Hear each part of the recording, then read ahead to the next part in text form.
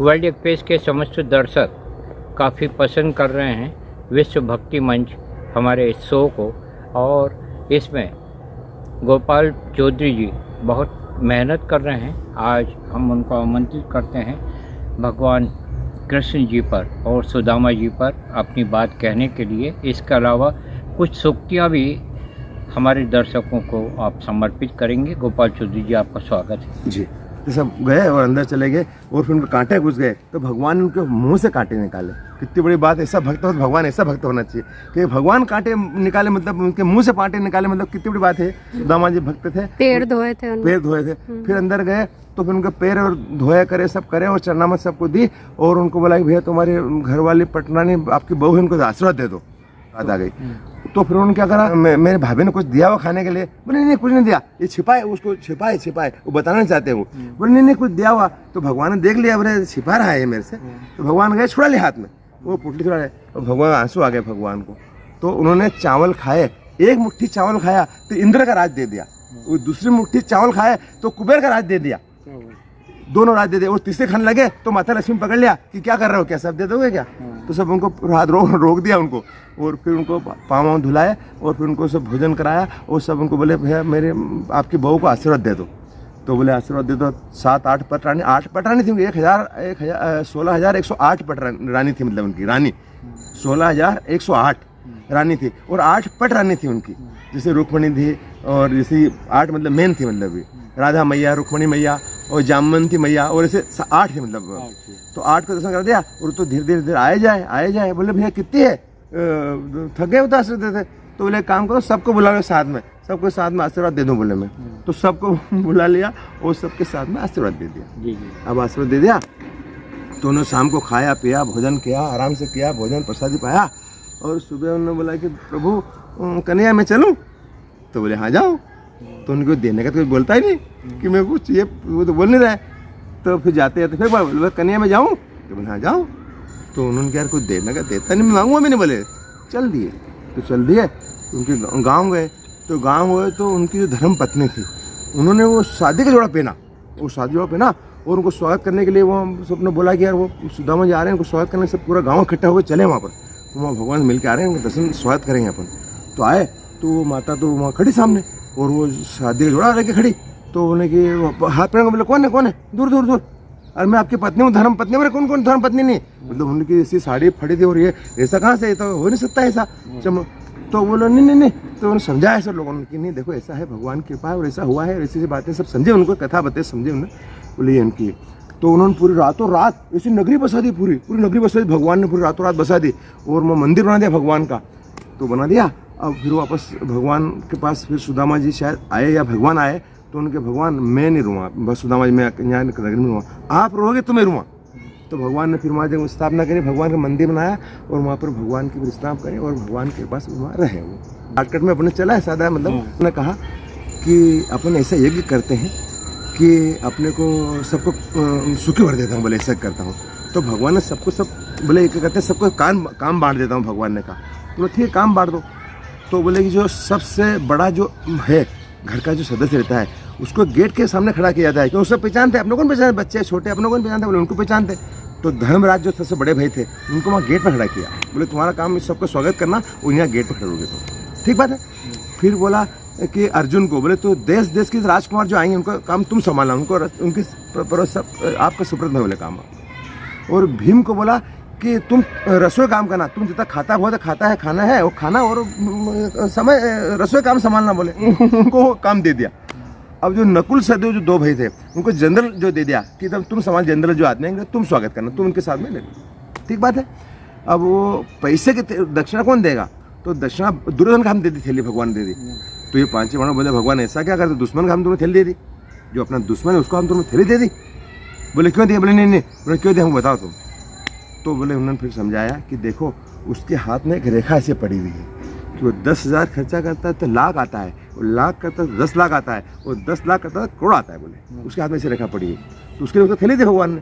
तो दुर्योधन ने सोचा कि मैं सब खत्म कर दूं, इनकी इज्जत खराब कर दूं उनके सामने होगी कि भैया पैसा नहीं, सब खत्म कर दूं। और वहाँ तो स्वयं भगवान बैठा है, वहाँ के पैसे लक्ष्मी माता वहाँ तो रहेगी सही वो। तो वो पूर्ण लगे वहाँ पर इनसे इनकी इज्जत खराब करूँ, उनको पूर्ण लगे पैसे की। मतलब भगवान ने वैसी राज लिया। तो भगवान ने कहा भैया मैं भी कुछ काम करूँगा। बोले नहीं भगवान हम आपको काम नहीं करना है। बोले मैं करूँगा। बोले क्या करोगे? बोले कि देखो जितने संत लोग जो आएंगे तो मैं भोजन कराऊंगा और उनके पत्तल, उनका चंदन लगाऊंगा और उनके पत्तल मैं उठाऊंगा, ब्राह्मणों की सेवा करूंगा और संतों की सेवा मैं करूंगा। बोले तो भगवान ने जब पत्तल उठाते हैं तो बड़ा धर्म बताया कि कोई जिमता है ना, अगर पत्तल उठा लेना अपन तो उससे बड़ा कोई धर्म नहीं है। मतलब दूसरे पत्तल उठाना बहुत बड़ी बात है। मतलब ये तो एक बात हो गई। अब दूसरी बात चलते हैं अपन। भगवान ने कहा कि यार मेरी तबीयत खराब हो गई, तब उन्होंने विश्वास जताया। भगवान ने कहा मेरी तबीयत खराब हो गई, अब क्या करना चाहिए? तो भगवान ने ये कहा कि गोपियों के चरणों की चरणामत लाई जाए तो मैं ठीक हो जाए। तो नारद जी बोला कि नारद जी को बोला कि तुम ऐसा करो यार। तो नारद जी बोला गोपियों के पास में गए तो गोपियों को बोला कि भगवान की तबीयत खराब हो गई है और तुम्हारे चरणों की चरणामत मांगे उन्होंने, तो उनकी तबीयत ठीक हो तो ठीक नहीं हो। बोले तो बोले नहीं हम ऐसा करें, हमारे देवता है, हमारे पति देव है, कि हमको हमारे चरणों चरणों लाएं क्या? हमको नरक में जाना है क्या? नहीं हम ऐसा नहीं करेंगे हम। तो फिर वो गए भगवान के पास गए, नारद जी गए तो बोले भगवान वो तो नहीं दे रही। बोले मेरी तबीयत बिगड़ती जा रही है यार, उनकी चरणामत ठीक नहीं होगा। बोले तो वो वापस आए, बोले माता वो उनको तबीयत बिगड़ती जा रही है और उनको ठीक होगी नहीं वो। तो फिर उन्होंने मीटिंग करी गोपियों ने कि देखो ऐसा है कि अगर अपना पति की तबीयत ठीक होती हुए और नरक में जाएंगे तो चले जाएंगे, अपनी तबीयत ठीक हो जाएगी अपने पति की, ये करो अपन काम। तो फिर वो सबकी चरणामत इकट्ठे करी और भगवान के पास ले गए। भगवान अच्छा हो गए, अरे कहा तबीयत खराब नहीं, तो उनकी परीक्षा ली, उनकी परीक्षा ली। एक बात पार्वती माता ने कहा कि भगवान भोलेनाथ तुम कहाँ बैठे हो? तुम बैठे कहाँ हो? इधर खोदरा, इधर पहाड़ी पहाड़ और इधर भूत यहाँ बैठे हो। वो लक्ष्मी माता कहाँ बैठी है, सरस्वती माता कहाँ बैठी है और तुम कहाँ बैठे हो और मेरे को कहाँ लेके बैठे हो? तो मेरे को एक महल बना के दो। बोले तुम मेरे को भगवान भोलेनाथ मेरा महल बना के दो। तो बोले ठीक बना देता हूँ। तो उन्होंने सोने का महल बनाया, भगवान भोलेनाथ सोने का महल बनाया। अब सोना महल बनाया तो सब कंप्लीट कर लिया और उनको पूजा कौन करे? तो रावण का पिता वो ब्राह्मण था, तो बोले वो ज्ञानी था, तो बोले उसको बुलाओ, उसको पूजा करने बुलाओ। तो उसको रावण के पिता को बुलाया। तो रावण छोटा सा था, तो बोले मैं भी चलूंगा। अरे तू नहीं, चल साथ में ले आ गया। सब पूजा वूजा कर दी और सब कर लिया और रावण रोने लग गया। रावण क्यों रो रहा है? भगवान बोले नहीं ऐसी बात। बोले नहीं क्यों रो रहा है? भगवान ने पूछा क्यों रो कर रहा है? बोले नहीं, बोले ये आपका महल मांगता है, ये मांगता है। बोले जा दिया था ताज तू, भगवान ने भोलेनाथ दे दिया। तो पार्वती माता भगवान क्या कर रहे हो? ये मेरे लिए बनाए और तुम किसको दे रहे हो? ये क्या हो रहा है? बोले नहीं। तो फिर भगवान शराब दिया पार्वती माता ने कि अगर मैं नहीं रहूँ ना तो इसमें कोई नहीं रहेगा, एक दिन बांदर ऐसा आएगा ये सत्यानाश कर देगा, स्वागत खत्म कर देगा इसको। तो हनुमान जी गए और लंका को सबड़ा साफ कर दिया, वहाँ पर खत्म कर दिया उनको, सबड़ा साफ कर दिया उनको। ठीक बात है। क्या रहना चाहिए? कैसा रहना चाहिए? रंगीला, रंग में रंग। कौन सा रंग? भगवान के रंग में, सत्संग के रंग में, उसमें रंगीला रहना चाहिए।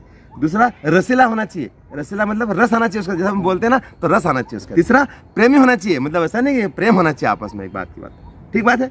अच्छा, शिक्षा के पहले संस्कार होना जरूरी है, जो शिक्षा है उसके ऊपर संस्कार होना जरूरी है। और व्यापार के पहले व्यवहार, और भगवान के पहले माता पिता होना चाहिए। ठीक बात है। तो राम राम का शब्द बोलते हैं तो उसका मतलब क्या होता है उसका आज मैं समझाता हूँ, थोड़ा बताता हूँ कि अपने आपसे मैंने बोला राम राम, दिन बोला जय कृष्ण भैया जय कृष्ण, ये बोलते हैं अपन, ये बोलते हैं ना हिंदू समाज में, ये बोलते हैं अपन, ये बोलते हैं। और जैन लोग क्या बोलते हैं? जय जिनेंद्र, जय जय जय जिनेंद्र बोलते हैं, वो बहुत जय जिनेंद्र बोलते हैं। ठीक बात है। सरदार जी बोलता है जो बोले सो निहाल सस्त्रीकाल। अच्छा, मुसलमान क्या बोलते हैं? सलाम अलैकुम वालेकुम सलाम। मतलब क्या है? पर ब्रह्म वो है कि बिना पेट से चलता है, बिना हाथ से सब कर्म करता है, बिना आँख से देखता है वो, और सब काम बिगड़ आँख से करता है वो, उसको परब्रह्म बोला गया है। उसको बोला है, उसको हाथ पैर नहीं उसका, वो उससे चलता है, बिगड़ पेट से चलता है, बिगड़ हाथ से करता है, बिगड़ नाक से चलता है, बिगड़ मुंह से चलता है, वो परब्रह्म है। ठीक बात। एक बात। दूसरी बात, एक है धर्म और एक परम धर्म। क्या मतलब इसका? एक धर्म अपन करते हैं, ये करा वो करा, इसको दिया दान दिया, धर्म है। वो परम धर्म क्या है? परम धर्म ये है कि दूसरे को कान में भगवान की कथा डाल देता है, उसको परम धर्म बताया गया है। कि भगवान की जो सत्संग की जो कथा है, भगवान जो नाम है, दूसरे कान में डाल देता है, उसको परम धर्म बताया गया है। ठीक बात है। एक बात। दूसरी बात, एक आनंद है और एक परम आनंद है। इसका मतलब क्या है? जो अपन करते हैं, अच्छा कर्म करते हैं तो आनंद आता है। अच्छा, मज़ा कहाँ से आता है? बाहर से आता है। ये खा लिया, ये पी लिया, ये छू लिया, बहुत मज़ा आया। और आनंद अंदर से आता है, जब अपना मन प्रफुल्लित हो जाता है, मन जो अच्छा मतलब खुश हो जाता है अंदर से, तो आनंद आता है अपने को। और आनंद और परम आनंद क्या होता है? बोले परम आनंद वो होता है जो भगवान के पास में ही रहता है, भक्त रहता है, उसको परम आनंद बोलते हैं। वो परम आनंद रहता है, वो भगवान के पास रहता है, भगवान के पास वही रहता है जिसके पास परम आनंद रहता है, वो भगवान के पास रहता है। बाकी वरना किसी के पास बात नहीं है।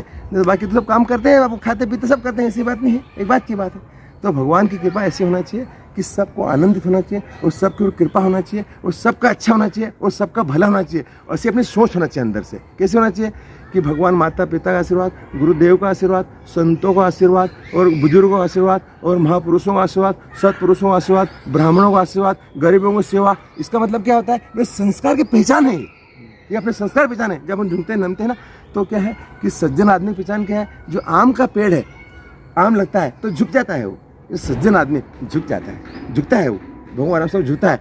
और मूर्ख की पहचान क्या है? वो सूखा पेड़ टूट जाता है पर नमता नहीं है, वो नमता नहीं। तो इस प्रकार की बात है। श्री कृष्ण गोविंद हरे मुरारे, हे नाथ नारायण वासुदेवाय। श्री कृष्ण गोविंद हरे मुरारे, हे नाथ नारायण वासुदेवाय।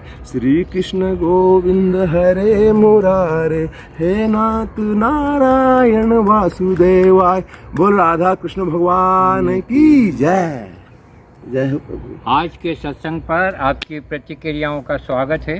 बहुत ही जल्दी हम उपस्थित होंगे गोपाल चौधरी जी के साथ अन्य बातों को लेकर, जो धार्मिक शिक्षण देंगे आप और धार्मिक चर्चा करेंगे, वो भी बहुत आपको रुचिकर लगेगी। धन्यवाद। जय भारत। नमस्कार।